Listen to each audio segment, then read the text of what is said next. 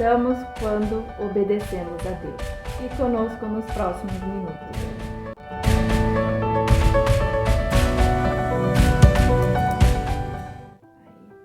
Seja bem-vindo em mais um devocional Palavra que Transforma. Estamos nessa semana com o tema Escolho Acertar.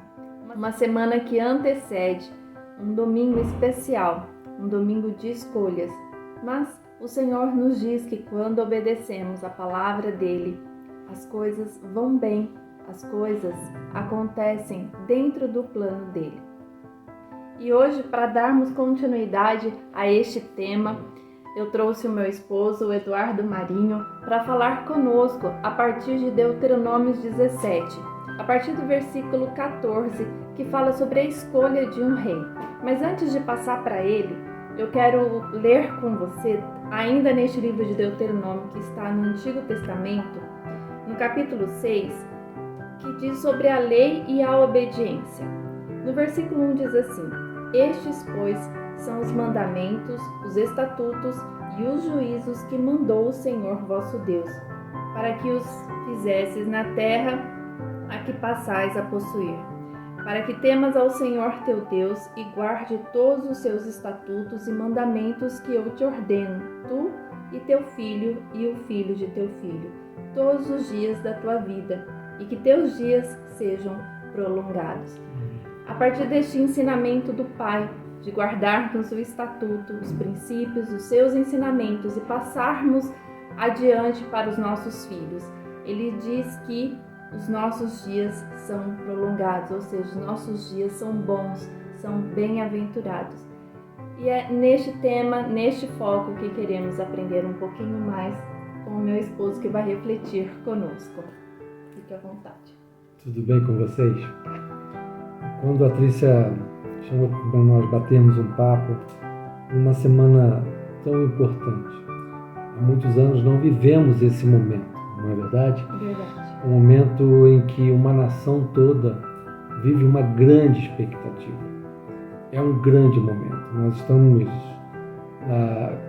muito próximo de nós elegermos presidente, governador, senador, deputado federal e deputado estadual. E são as esferas que governam a nossa nação, o executivo, o legislativo. E nós entendemos claramente que Deus sempre teve o melhor para nós. E numa semana tão decisiva, onde algumas narrativas extremamente polarizadas, né, a gente tem ouvido e visto tanta coisa que não é isso que Deus deseja.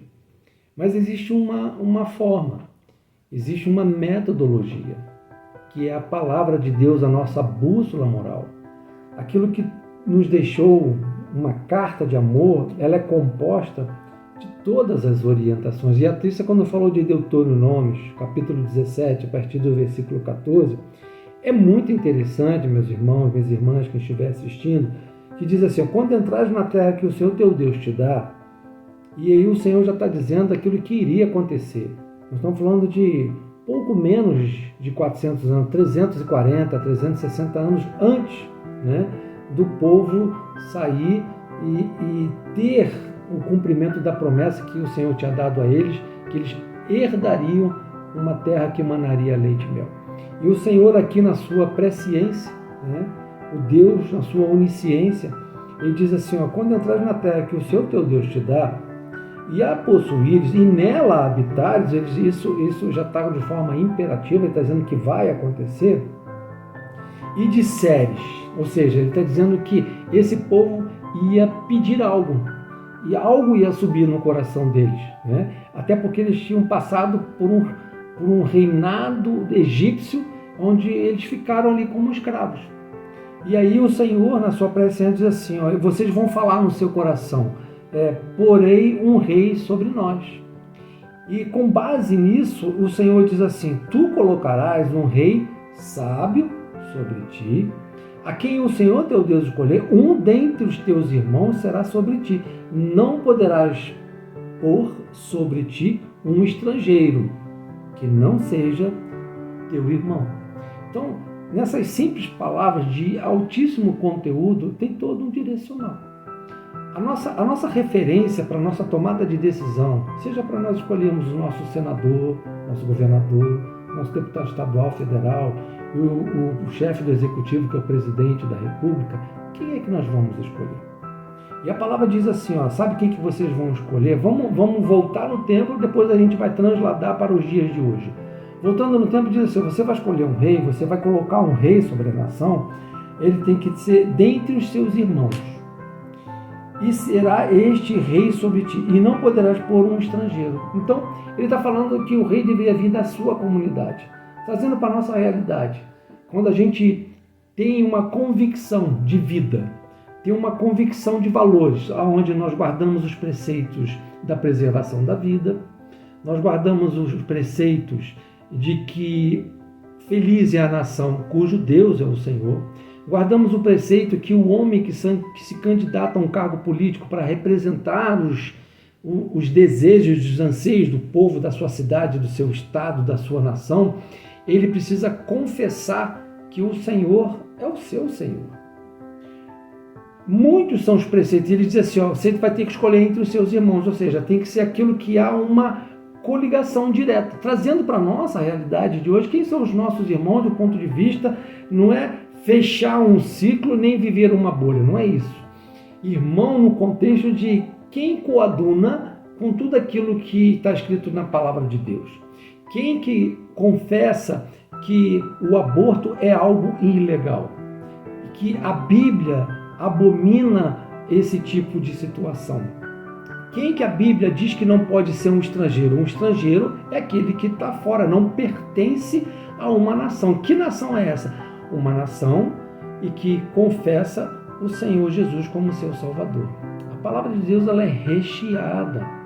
Então, quando a gente transfere o contexto de uma comunidade judaica, onde existia ali uma determinação, do conceito judaico-cristão, e traz para a nossa realidade hoje, eu olho para cada candidato e vejo assim, esse candidato ao governo do meu estado, esse candidato, ele realmente está em linha com tudo aquilo que diz a Bíblia.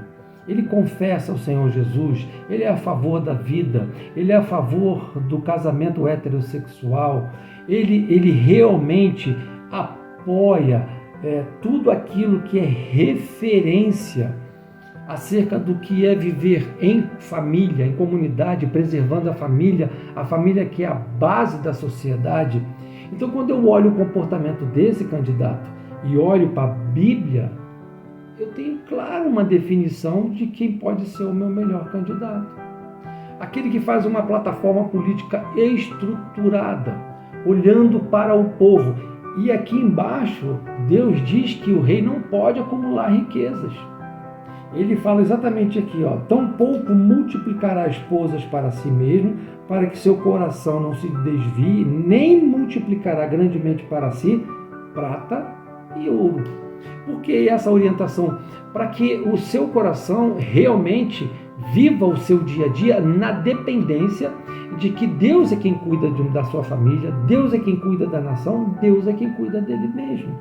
Quem é o candidato hoje que faz a sua declaração? Quando eu vou lá no ranking dos políticos lá, que ele tem toda uma plataforma, onde ele tem tudo direcionado, todas as ações dele dentro do Congresso Nacional, o que ele apoiou, o que ele não apoiou. Isso tudo são referências humanas.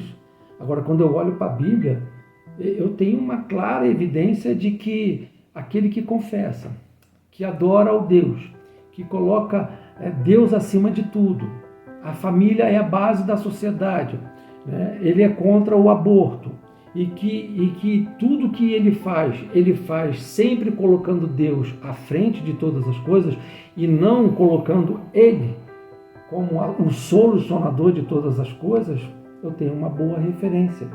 Então, meus irmãos, minhas irmãs, é importantíssimo eu olhar Deuteronômio 17. Existe um referencial para nós. Quando ele fala de irmãos, mais uma vez, sem ser redundante, quando ele fala de irmãos e compara que não pode ser um estrangeiro, ele já está dizendo que tem que ser um candidato que está dentro do meu ciclo de todo um conceito de entendimento e credo. Não é verdade? Então, olhe para isso. Não perca essa oportunidade, porque não há nada difícil, não há nada. Existe uma polarização de todo um discurso que as pessoas estão colocando, pessoas umas contra as outras. Devemos respeitar o posicionamento de cada um. Cada um tem uma forma de perceber, mas podemos melhorar a nossa percepção quando olhamos uma leitura como essa, que mais do que nunca, numa leitura do livro que é o livro mais vendido em toda a história da humanidade e continua sendo, suplementos arqueológicos com carbono 14 só tendem a mostrar o quanto esse livro ele é verdadeiro. Uma vez que ele é verdadeiro, ele me dá um conselho dizendo que eu tenho que escolher bem, eu tenho que escolher pautado naquilo que o Senhor quer para nós. Esse homem, candidato a presidente da República, governo do teu estado, deputado estadual federal e o Senado, né, que não há governança isolada, é um conjunto que governa. O Executivo, o Legislativo, o Judiciário, o Senado, o Supremo Tribunal Federal, eles precisam estar em linha. E para tal, eu preciso olhar quem vai fazer a composição dessas cadeiras dentro do Congresso. Quem é o homem que vai sentar no chefe do Executivo e que vai fazer a recomposição do Senado? Porque, por exemplo, no estado de São Paulo só vai eleger um senador. Quem é que eu vou escolher como senador do estado de São Paulo? Quem é que você vai escolher senador do estado do Rio de Janeiro, de Minas Gerais? Eu tenho uma referência. Deuteronômio, capítulo 17, versículo 14, te dá essa direção. Escolha um que seja seu irmão, dentre os seus irmãos. Não escolha um estrangeiro. Um estrangeiro é aquele que está fora daquilo que são os preceitos. Preceitos esses que todos nós, você que lê a Bíblia, você que está caminhando com Deus, você que ora, e você que tem um desejo de ter uma família próspera, você que tem um desejo de ver seu filho e sua filha viver numa sociedade, mesmo com as mais adversidades que possam acontecer, porque vivemos num mundo material, jaz no maligno, não do maligno. Nossa casa não é terrena, ela é celestial, mas enquanto aqui estivermos, como diz Isaías, capítulo 1, versículo 9, se quisermos e obedecermos, comeremos o melhor dessa terra. Então, pense bem, olhe para os candidatos. Quem que tem direcionado a sua plataforma, a sua conduta, pautado nos valores da palavra de Deus? Se esse homem, se essa mulher não estiver dentro dessa cercania, esquece, irmão. Nós vamos fazer uma escolha errada. Amém? Amém. Eu quero agradecer essa oportunidade. Foi uma alegria participar do Palavra que Transforma. Eu sou um assíduo ouvinte da Palavra que Transforma da Trícia. Muito obrigado. Todos os dias de manhã assistimos o Palavra que Transforma. No nosso café da manhã. Exatamente. E dentro do que o Eduardo refletiu conosco, no mesmo livro de Deuteronômio, no capítulo 11, dando continuidade à exortação à obediência, porque tudo que foi colocado aqui é uma questão de escolha e de obediência, de querer obedecer o que Deus tem colocado para nós como ensinamento direcional nas nossas decisões. E a partir do versículo 13 do capítulo 11, diz assim sobre os benefícios da obediência. Eu vou ler e depois você pode comentar. E será que, se diligentemente obedecerdes a meus mandamentos que hoje te ordeno, de amar o Senhor teu Deus e de servir de todo o teu coração e de toda a tua alma, então, olha o que o Senhor diz para nós como consequência de obedecermos amando a Deus, porque quando obedecemos significa que estamos em amor ao Pai. Ele diz assim: então darei a chuva da vossa terra a seu tempo, a temporã e a serôdia, para que recolhas o teu cereal e o teu mosto e o teu azeite. E darei erva no teu tempo aos teus gados, e comerás, fartar-te-ás. Guardai-vos, que o vosso coração não se engane, e vos desvieis e sirvais a outros deuses, e vos inclineis perante eles. O que significa esse versículo 16 de guardar o nosso coração, de não nos enganarmos e desviar desses outros deuses? O que seria esse engano para nós? essa parte, quando ele fala guardai-vos o vosso coração, é que nós recebemos muitas influências externas do mundo hoje. São muitas informações, como foi o seu Palavra que Transforma anterior a esse, né? O que fazemos com tantas informações, né? Então as informações, elas vêm, todas elas, e não se engane, todas têm um propósito, né? Dependendo da qual ela foi cunhada, da forma que é a proposta inicial dela, a grande maioria das informações ela vem para desconstruir. Hoje as informações circulam em todo o meio possível de comunicação, elas têm muito mais o propósito de desconstruir do que efetivamente construir aquilo que nós já temos como legado. Então guardar o nosso coração é nos proteger daquilo que tenta influenciar de forma que gere engano sobre a nossa vida, né? E ele fala aqui, não se engane e vos desvieis, ou seja, tenha cuidado, proteja a sua emoção, proteja a sua mente, porque muitas informações erradas estão acontecendo, que é o caso das discussões polarizadas. Temos que respeitar, temos que ter um direcional daquilo que é a palavra de Deus, mas guarde a sua emoção, tenha o eixo do equilíbrio, ouça quem está te falando, né? Mas filtre, coma peixe, tire os espinhos e aproveite o que é bom. E não se engane, e vos desvieis, e sirvais a outros deuses, ou seja, sem que percebamos, nós saímos do eixo de tudo aquilo que nós aprendemos com a palavra de Deus, porque as informações elas têm vindo para desconstruir e reconstruir uma outra forma de direcionamento e estilo de vida, onde me leva a um engano e, consequentemente, aí fala, sirvais a outros deuses e vos inclineis perante ele. Ou seja, quantas pessoas têm se inclinado a desejos da carne, têm se inclinado ao ter do que ser, porque a massificação da sociedade é desvirtuar tudo aquilo que foi projeto de Deus. O outro é mais importante do que nós. E cada vez mais as pessoas acham que ela tem o direito de ser feliz. Infelizmente, temos uma triste notícia. Você não tem o direito de ser feliz. Você pode ser feliz com um efeito desdobrado de suas ações quando você prioriza aquele que está próximo de você. E como consequência, aquilo pode retornar para você, porque Deus cuida de quem cuida, né? Então, eu acho que isso é muito relevante para nós. Depois ele continua no versículo 18: Ponde, pois, essas minhas palavras no vosso coração e na vossa alma, e atai-as por sinal na vossa mão, para que estejam por testeiras entre os vossos olhos. Ou seja, não podemos nos esquecer do que Deus tem falado. E ele continua como refletimos no início, no versículo 19: E ensinai-as a vossos filhos, falando delas assentado em tua casa e andando pelo caminho e deitando-te e levantando-te. É de geração em geração. O tempo todo, né? O tempo todo. A nossa escolha hoje vai impactar gerações. Tem também uma série de reflexões que fala sobre isso. Escolhas que impactam gerações. Fala sobre a escolha de líderes, que tem a ver com o que estamos tratando hoje. Exato. Amém?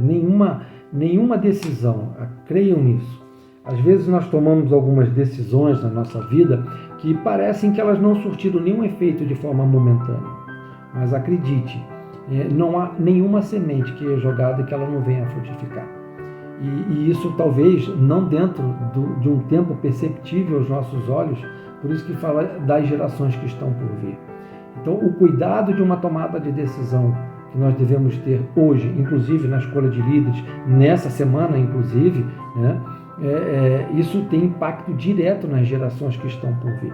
Existe toda uma estratégia que está acontecendo, né, de candidatos que estão vindo com vice por trás, como se fosse um cavalo de Troia. Então, algo para acontecer no meio do caminho de pessoas que podem assumir o Senado se essa pessoa sair e com ideias totalmente contrárias àquilo que está na Bíblia. Mais uma vez, muito cuidado com quem nós vamos escolher, porque os impactos, talvez, você e eu pode ser até que não sintamos de imediato, mas talvez o seu filho ou nosso próprio neto venha a sentir um pouco mais lá para frente. De tudo que hoje, quando a gente olha a Europa como um todo, um berço, um celeiro inicial de todo um evangelho que ali nasceu, a gente vê seca, né? A gente vê queimada, a gente vê inflação generalizada, tudo que está acontecendo na Europa como um todo. E aí a pergunta será que isso não tem algo diretamente ligado pelo abandono, né? Eles resolveram abandonar o Senhor, não na sua totalidade, mas numa grande proporção, porque a Bíblia era muito clara: quando nós tínhamos um bom rei, o povo ia bem. Por isso que feliz é a nação cujo Deus é o Senhor. E se o Deus é o Senhor da minha nação, e a minha nação adora esse Deus que nós pregamos, que está na palavra de Deus, e se eu estou conectado com o Senhor e com a palavra, eu tenho discernimento, como nós acabamos de ler de Deuteronômio, para escolher o homem segundo o coração de Deus. Se esse homem que vai para o governo é segundo o coração de Deus, irmãos, é tão fácil. Olha para quem são os candidatos. Esse candidato, ele é segundo o coração de Deus? Ele adora o Senhor? Ou ele está com outras vertentes que divergem da palavra de Deus? É tão simples. E dando continuidade aqui, né, sobre a obediência, aí terminando, quase no término desse capítulo 11, diz aqui no versículo 26: eis que hoje eu ponho diante de vós a bênção e a maldição. Então é uma escolha que precisamos fazer. O amor de Deus se estende no livre-arbítrio que Ele nos concede. Então Ele nos dá a oportunidade de decidir. Precisamos decidir entre a bênção ou a maldição. E um ou outro nós colheremos, frutos bons ou frutos ruins, certo?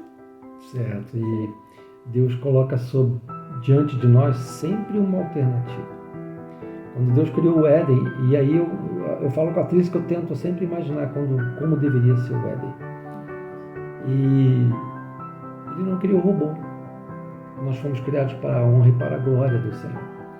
Ele criou seres como eu e você para o adorar na livre e espontânea vontade, pelo amor, não é? Então, Ele fala assim: eis que ponho diante de ti a vida e a morte, a bênção e a maldição. Mas Ele fala assim: se quiser, segue o meu conselho, escolhe a vida, escolhe a bênção, porque há muito mais do Senhor para a minha vida, para a tua vida. E essa jornada com Deus é uma jornada dinâmica. Ela é fácil? Não. Ela é de concessão, ela é de mortificação da carne o tempo todo, porque os desejos carnais, como Paulo diz, é quando eu faço o que não quero, o que eu desejo. E aí ele vai discernir, ele vai proferindo algumas palavras de conflito entre carne e espírito, porque, conforme Jesus disse, o espírito está pronto, mas a carne ela é fraca, né? Então, vamos tomar muito cuidado, né? Para nós terminarmos, eu vou pedir ao Eduardo para dar uma consideração final e orar conosco para que nós tenhamos uma semana de bastante reflexão, para não errarmos. Como está o tema desta semana? Escolho acertar.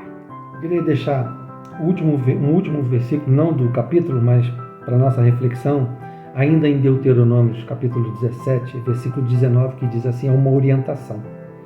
Conservará a cópia consigo e a lerá todos os dias da tua vida, para que aprenda a temer o Senhor, o seu Deus, e a guardar todas as palavras desta lei e estes estatutos para os cumprir, e para que o seu coração não se eleve sobre os seus irmãos, e não se aparte do mandamento, nem para a direita e nem para a esquerda, de sorte que prolongue os teus dias no seu reino, ele e seus filhos no meio de Israel.